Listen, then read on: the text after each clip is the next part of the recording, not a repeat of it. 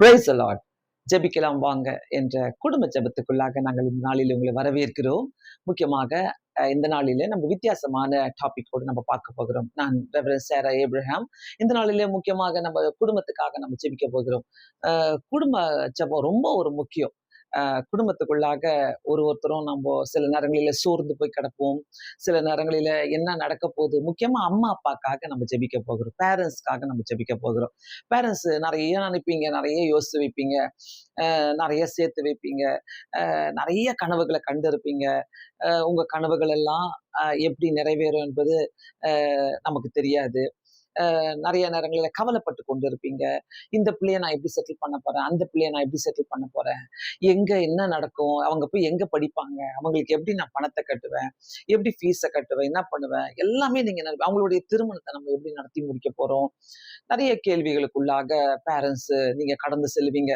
பேரண்ட்ஸுக்கு முக்கியமாக ஒரு முக்கியமான ஒரு ஒரு ஒரு உதவி தேவை. என்னன்னாக்கா, அம்மா அப்பா ரெண்டு பேருமே, பேரண்ட்ஸ் கணவன் மனைவி ரெண்டு பேருமே உபவாசம் இருந்து ஜெபம் பண்ணுங்க. அது ரொம்ப ஒரு முக்கியமான ஒரு கட்டம் அது. ஏன்னா எங்களை வளர்க்கும் போது என்னுடைய குடும்பத்துல எங்க அம்மா அப்பா ரெண்டு பேருமே புதன்கிழமையில ஒவ்வொரு பிள்ளைகளுக்காக ஜெபம் பண்ணுவாங்க. நாங்க 4 பேரு, 4 பேருமே நாங்க போதகர்களா இருக்கிறோம். ஆனா இந்த 4 பேருக்குமே ஒவ்வொரு புதன்கிழமையும் அவங்க உபவாசம் இருந்து ஜெபம் பண்ணாங்க. நான் சின்ன பிள்ளையில இருந்து பார்த்துட்டு வரேன். வெள்ளிக்கிழமையில மற்றவங்களுக்காக ஜெபம் பண்ணுவாங்க. ஸோ இந்த இடத்துல ஒருவேளை நீங்க பிள்ளைகளை குறித்து கவலைகள், அவங்களுடைய ஃபியூச்சரை குறித்து கவலைகள், இப்படிப்பட்ட கஷ்டங்கள், கவலைகள் இருக்குமானால், ஒரு அழகான ஒரு வசனம் இருக்குது. ஏசாயா 40வது அதிகாரம் 31வது வசனம்.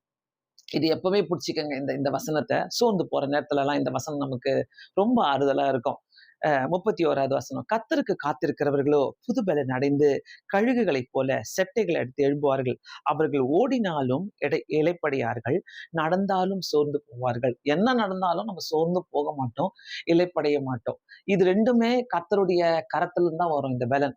இந்த பலன் நமக்கு வேணும்னாக்கா ஆண்டுடைய பாதப்படியில நம்ம வச்சிருங்க, எல்லாத்தையும் வச்சிருங்க. ஒவ்வொரு பிள்ளைய குறித்து என்னென்ன நீங்க திட்டங்களை வச்சிருக்கிறீங்களோ ஆண்டுகிட்ட கொடுங்க. ஆண்டவரே, எங்க பிள்ளைங்களை உயர்ந்த சூழ்நிலையில நீங்க உயர்த்தி கொண்டு போய் வைங்க இயேசு சுவாமி. அவங்களுக்காக ஜெபிக்க ஆரம்பிங்க. எப்படியாச்சும் கஷ்டப்பட்டு உழைக்கிறத விட கஷ்டப்பட்டு உபவாசம் இருங்க. வாரத்துக்கு ஒரு நாள் பிள்ளைகளுக்காக உபவாசம் இருங்க. அது ரொம்ப ரொம்ப ஒரு பெரிய பலனா நமக்கு இருக்கும். அதே மாதிரி சங்கீதத்துல ஒரு வசனம் இருக்குது. சங்கீதம் 103வது சங்கீதம் 17வது வசனம் ரொம்ப ஒரு அழகான வசனம். கர்த்தருடைய கிருபையோ அவருக்கு பயந்தவர்கள் மேலும், அவருடைய நீதி அவர்கள் பிள்ளைகளுடைய பிள்ளைகள் மேலும் அனாதியாய் என்றென்றைக்கும் உள்ளது. எவ்வளோ ஒரு அருமையான வசனம் பாருங்க ஆண்டவர் நமக்கு கொடுக்குறாரு. அப்ப நம்ம எதுக்கு இதெல்லாம் நம்ம செய்யறோம்னாக்கா, நம்ம பிள்ளைங்களை குறித்து நம்ம கவலையே பட வேணாம். எப்படியாச்சும் கர்த்தர் அந்த பிள்ளைகளை ஆண்டவருக்குள்ள வளர்த்துருவார், ஆண்டவருக்குள்ள வந்துருவாங்க. அதனாலதான் இந்த சொல்லுது, கர்த்தருடைய கிருபை அவருக்கு பயந்தவர்கள் மேல. அவருக்கு பயப்படுறோம்னாக்கா, அம்மா அப்பா ரெண்டு பேரும் பயப்படுறோம்னாக்கா, ஆண்டவருக்கு பயப்படுறோம்னாக்கா கவலையே பட வேணாம். ஏன்னா அவர்களுடைய பிள்ளைகள் மேலும் பிள்ளைகளுடைய பிள்ளைகள் மேலும் கர்த்தருடைய கிருபை எப்படி இருக்குமா, அநாதையா என்றென்றைக்கும் உள்ளது. ஒவ்வொரு நிமிஷமும் ஒவ்வொரு நாளும் அநாதையாய். சோ சந்ததி சந்ததியாக நம்மளை ஆசீர்வதிக்கிற தேவனா இருக்கிறார். நீங்க உட்காந்து ஒரே புலம்பிக்கிட்டு அந்த பிள்ளைகளை பார்த்து, நீ இதை செய்ய மாட்ற, அதை செய்ய மாட்ற, இப்படி பண்ணிட்டு இருக்கிற, அப்படி பண்ணிட்டு இருக்கிற, பிள்ளைகளை தராசுல வச்சு தூக்கு போட்டுறாதீங்க. அப்படியே அப்படியே எஸ், இவங்க இந்த நிலைமைக்கு தான் வருவாங்க, இந்த நிலைக்கு தான் வருவாங்கன்னு சொல்லி நீங்க முடிவு பண்ணாதீங்க. அவங்கள கர்த்தருக்குள்ள வளர்த்து அவங்கள என்ன பண்ணுங்க, நல்லா ஜெபிக்க மட்டும் கத்து கொடுத்துருங்க. பைபிளை வாசிக்க கத்து கொடுத்துருங்க. அது போதும். அந்த கிருபை நீங்க செய்யற ஜெபத்தினால அந்த பிள்ளைகளுடைய பிள்ளைகளுடைய பிள்ளைகள் மேல அநாதியா இருக்குமா. சோ இதை அனுபவிக்கணும்னாக்கா ஒவ்வொரு பேரண்ட்ஸுமே கண்டிப்பா இந்த மாதிரி ஒரு சூழ்நிலைக்குள்ள நீங்க கடந்து சென்றீங்கன்னாக்கா நல்லா இருக்கும். வீணா உட்காந்து அந்த பிள்ளைக்கு நான் எவ்வளவு கடன் வாங்குவேன், இந்த பிள்ளைக்கு நான் எவ்வளவு கடன் வாங்குவேன், அந்த பிள்ளையுடைய கடனை யார் அடைப்பா, இந்த பிள்ளையோட கடனை யார் அடைப்பா, என்ன யாரு கவனிப்பா, என் பிள்ளைங்க கவனிப்பாங்களா, என் பிள்ளைங்க வீட்டுக்கு நான் போக முடியுமா, இந்த மாதிரி கதைகள்லாம் நீங்க பேசாம, ஆண்டவரே நான் உங்க கரத்துல கொடுக்குறேன் எல்லாத்தையும், நீர் வழி நடத்த வல்லவராய் இருக்கிறீர் என்று சொல்லிட்டு அந்த சோர்வு வரும்போது, சோர்ந்து போகிறவனுக்கு அவர் சத்துவம் கொடுக்கிற தேவன். அவரு சோர்ந்து போகிறவன் அவர் எடுத்து நம்மளை தூக்கி நிறுத்துற தேவனா இருக்கிறார். அதனால ஒவ்வொரு பேரண்ட்ஸுமே டெய்லி உட்காந்து ஜெபிங்க. கணவன் மனைவி ஜெபிப்பது ரொம்ப முக்கியம், ரொம்ப முக்கியம். முக்கியமா உங்க 2 பேருடைய கைகள பிடித்து நீங்க ஜெபிக்கும்போது, அது ரொம்ப ரொம்ப பிள்ளைகளுக்கு அது ஆசீர்வாதமா இருக்கும். உங்களுக்கு ஆசீர்வாதமா இருக்கும். அ நம்மளுடைய வயதான காலத்துல கூட அந்த ஆசீர்வாதங்கள நம்ம அனுபவிப்போம். நம்ம எப்படி ஜெபிக்கணும்னா, ஆண்டவரே நாங்க நாங்க நல்லா இருக்கணும். எங்க பிள்ளைகள நீங்க ஆசீர்வாதமா வைங்க. அத நாங்க பார்க்கணும் ஆண்டவரே. அந்த ஆசீர்வாதத்த நாங்க அனுபவிக்கணும். அவங்க அவங்க அவளுடைய ஆசீர்வாதத்த நம்ம பார்க்கணும். அப்படின்லாம் நம்ம ஜெபிக்கும்போது, கர்த்தர் நம்முடைய ஜெபத்த கேட்கிறவரா இருக்கிறார். நம்ம புலம்பவே வேண்டாம். தயவுசெய்து நீங்க இத பெருசாவே எண்ணாதீங்க. நீங்க உபவாசம் இருந்து ஜெபம் பண்ணுங்க. எத்தனையோ அம்மாமார்கள், எத்தனையோ அப்பாமார்கள், எத்தனையோ பேரண்ட்ஸ் அவங்க என்ன பண்ணியிருக்கிறாங்கன்னா, தங்களுடைய பிள்ளைகள ஆண்டவருடைய கையில குடுத்து வளர்த்திருக்கிறாங்க. ஆமா, கண்டிப்பா. ஒரு வேள ஊழியத்துக்கு யாராவது வாஞ்சியா இருக்கிறாங்க உங்க வீட்லனாக்கா, நல்லா உற்சாகப்படுத்துங்க. "நீ அந்த கவர்மெண்ட் வேலையில தான் போணும். இந்த இந்த வேலைக்கு தான் போணும். அந்த வேலைக்கு தான் போணும்னு" சொல்லிட்டு ஃபோர்ஸ் பண்ணாதீங்க. ஏன்னா, உலகத்திலேயே ஒரு பெரிய மகத்துவமான வேலை, ஒரு பெரிய வேலை எதுன்னா, ஆண்டுடைய பணி தான். வேற எதுவுமே கிடையாது. ஸோ, ஒருவேள அவங்க ஊழியத்துக்கு அவங்க இன்ட்ரெஸ்ட்டா இருக்கிறாங்க, நல்லா பாடுறாங்க, நல்லா வேதம் வாசிக்கிறாங்க, நல்லா பேசுறாங்க, நல்லா ஜெபிக்கிறாங்கனாக்கா, தாராளமா அவங்கள ஊழியத்துக்கு அனுப்பி வைங்க. இந்த மாதிரி சிந்தனைக்குள்ள போங்க. ஐயோ! என் புள்ள ஊழியத்துக்கு போயிட்டா பிச்சைக்காரன் ஆயிடுவானே! யார் அவனுக்கு சாப்பாடு போடுவா? அதெல்லாம் யோசிக்காதீங்க. அதெல்லாம் உங்களுடைய வேலையே கிடையாது. ஆண்டவர் பார்த்துப்பாரு எல்லாத்தையும். உங்க வேலை ஜெபிக்கிற வேலை. ஏன்னா பிள்ளைகள் கர்த்தரால் கொடுக்கப்பட்ட சுதந்திரம். அவங்களுடைய வாழ்க்கை வேஸ்ட்டே ஆகக்கூடாது. அவங்கள பத்தி கவலையே வேண்டாம். பேரண்ட்ஸ் தயவு செய்து நீங்க உங்களுடைய வீடுகளில உங்க பிள்ளைகளுக்காக நீங்க ஜெபிக்கும்போது, கண்டிப்பா ஒரு கண்ணீரோடு அவங்களுடைய வாழ்க்கைய நீங்க வைத்தீங்கன்னாக்கா, அவங்க வாழ்க்கை அற்புதமா மாறும். அதிசயமா மாறும். கர்த்தர் அவங்கள எடுத்து உபயோகப்படுத்துவாரு. ஸோ உங்கள உற்சாகப்படுத்திக்கங்க. நம்ப நம்ப பேரண்ட்ஸ் வந்து நம்ம அவங்களுக்கு எக்ஸாம்பிளா இருக்கும்போது, எங்க அம்மா, அப்பா ஜெபம் பண்ணுவாங்க. எங்க அம்மா, அப்பா நல்லா ஜெபிப்பாங்க. எங்க அம்மா, அப்பா நல்லா வேதம் வாசிப்பாங்க. எங்க அம்மா, அப்பா நல்லா ஊழியம் செய்வாங்க. இப்படிப்பட்ட வார்த்தைகள பிள்ளைகள் சொல்லணும். கண்டிப்பா. நான் நெறைய பேரண்ட்ஸ்ட்ட எப்படி கேட்பேன்னாக்கா, "உங்க பிள்ளைங்க பார்க்குறாங்களா? நீங்க முழங்கால் போட்டு ஜெபிக்கிறது உங்க பிள்ளைகளுக்கு தெரியுமா?" அப்படின்னு கேட்பேன் நானு. அநேகர் மத்தியில கேட்பேன். பிள்ளைகளுக்கு தெரியணும். எங்க அம்மா ஜெபம் பண்ணுவாங்க. எங்க அப்பா ஜெபம் பண்ணுவாங்க. எங்க அப்பா எங்க அப்பா, அம்மா 2 பேரும் சேர்ந்து ஜெபம் பண்ணுவாங்க. இதெல்லாம் தெரியணும். ஸோ, நம்ம எதுக்கு கவலைப்படணும்? இதெல்லாம் நம்மகிட்ட இருக்கும்போது. நம்ம கவலையே பட வேணாம். பிள்ளைகளுடைய காரியத்த கர்த்தர் பார்த்துக் கொள்வார். ரொம்ப அழகா வழிநடத்துவாரு. ஏன்னா, அவர்கள கொடுத்தவர் நமக்கு.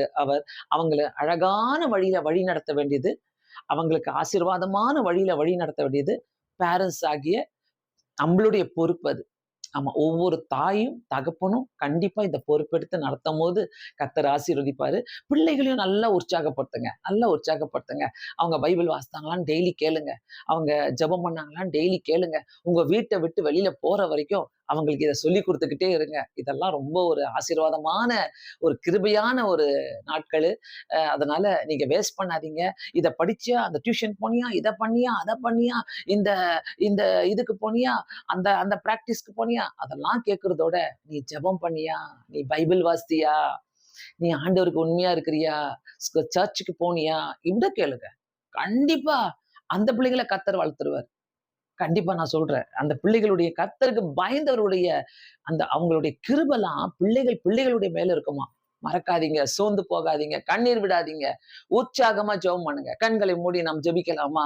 ஒவ்வொரு தாய் தகப்பனும் இந்த ஜெபத்தை கேட்டுக் கொண்டிருக்கிறீங்கனாக்கா, தயவு செய்து நீங்க எங்க இருக்கிறீங்களோ, கவலைப்படாம இந்த ஜெபத்த கேளுங்க. என் பிள்ளைக்காக நான் உபவாசம் இருப்பேன்னு சொல்லி ஒப்பு கொடுத்து ஜெபம் பண்ணுங்க. கண்களை மூடி ஜெபிக்கலாம். பரலோக பிதாவே, உமக்கு நன்றிகளை செலுத்துகிறோம் ஐயா. உலகத்துல நெறைய பேரண்ட்ஸ் தங்கள் பிள்ளைகளுக்காக கவலைப்படுறவங்க நெறைய பேர் இருக்கிறாங்க.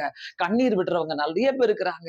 வழி தெரியாம புலம்புறவங்க நெறைய பேர் இருக்கிறாங்க. அவங்க எல்லாரையும் நாங்க உங்களுடைய கரங்களில கொடுக்கிறோம் இயேசு சுவாமி.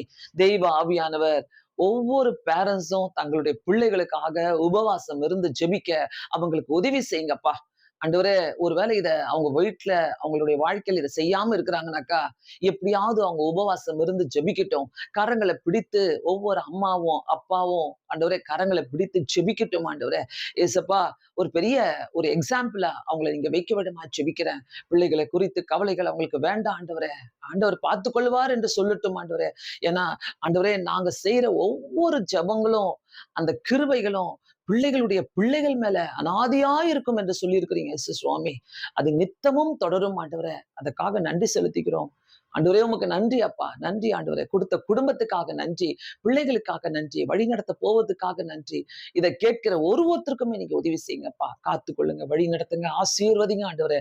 எல்லா குடும்பங்களையும் ஆண்டவரே சாத்தான் அழித்து போடணும்னு நினைக்கும் போது இயேசு கிறிஸ்துவின் நாமத்தினால அந்த குடும்பங்கள் வளரட்டும் ஆண்டவரே. அந்த குடும்பங்கள் பிரகாசிக்கட்டும்.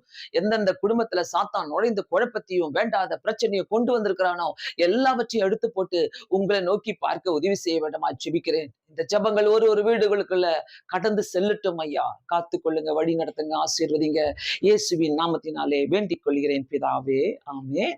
God bless you all. கண்டிப்பா இந்த இந்த ஒரு அருமையான வசனங்கள் உங்களுக்கு ஆறுதலாக இருந்திருக்கும் என்று நினைக்கிறேன். கண்டிப்பாக மற்றவங்களுக்கு இதை ஷேர் பண்ணுங்க.